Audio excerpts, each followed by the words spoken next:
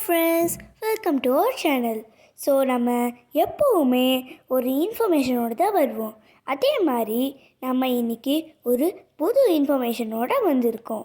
என்னென்னா இந்த solar system. பேசிக்காக சோலார் சிஸ்டம் வந்துட்டு ஸ்டார்ஸாலேயும் நிறைய வகையான பிளானட்ஸாலேயும் உருவானது. பிளானட்ஸ் எப்படி உருவாகுது? ஸ்பேஸில் இருக்கிற டஸ்டாலேயும் ஸ்பேஸில் இருக்கிற ராக்ஸாலேயும் ஒன்றா சேர்ந்து ஒரு பிளானட்டாக உருவாகுது. ஸ்டார்னா என்ன? What is star? நம்ம சோலார் சிஸ்டமில் இருக்க சன் பற்றி சொல்கிறேன். சூடான நெருப்பு பந்தில் ஹீலியமும் ஹைட்ரஜனும் சேர்ந்தது தான் சன். இதுதான் நம்மளுக்கு வெப்பமும் வெளிச்சமும் கொடுக்குது. ஓகே, உங்களுக்கு புரிஞ்சிருக்கும்னு நினைக்கிறேன். இப்போ வந்துட்டு நம்ம பிளானட்ஸ் பற்றி பார்க்கலாம்.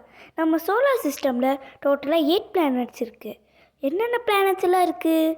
மெர்க்குரி, இந்த பிளானட் தான் சன் பக்கத்தில் இருக்குது. இதுதான் சின்ன பிளானட் கூட.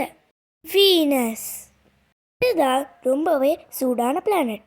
இதுதான் செகண்டாக சன் பக்கத்தில் இருக்குது. எர்த், இதுக்கு ப்ளூ பிளானட்னு ஒரு பேர் இருக்குது. பிளானட்டில் மட்டும்தான் மனுஷங்கள் வாழ முடியும். மார்ஸ், இதுக்கு ரெட் பிளானட்னு ஒரு பேர் இருக்குது. இதுக்கிட்ட தான் நம்ம சோலார் சிஸ்டம்லே உயரமான மலை இருக்குது. ஜூபிட்டர், இதுதான் நம்ம சோலார் சிஸ்டம்லேயே பெரிய பிளானட். இதுக்கிட்ட ஒரு பெரிய ரெட் ஸ்பாட்டும் இருக்குது. சேட்டர்ன், நம்ம சோலார் சிஸ்டமில் இதுக்கிட்ட மட்டும்தான் ரிங்ஸ் இருக்குது. இதுக்கிட்ட தான் நம்ம சோலார் சிஸ்டம்லே பெரிய மூன் இருக்குது. யுரேனஸ், இதுதான் ரொம்பவே குளிரான பிளானட். இது மற்ற பிளானட்ஸ் மாதிரி சுற்றாமல் சைடாக சுற்றும்.